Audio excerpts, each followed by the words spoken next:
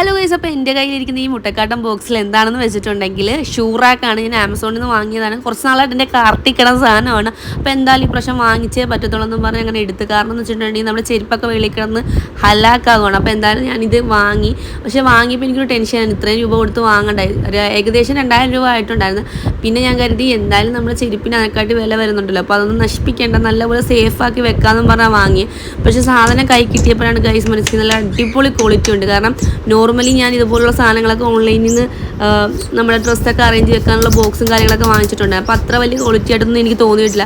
പക്ഷേ ഈ സാധനം നല്ല അടിപൊളി ക്വാളിറ്റി ആയിരുന്നു കേട്ടോ. കാര്യം നമുക്കിത് വേണമെങ്കിൽ ഷൂറാക്കിന് പകരം പിള്ളേരുടെ ഡ്രസ്സൊക്കെ വെക്കാനും കൊള്ളാം കേട്ടോ.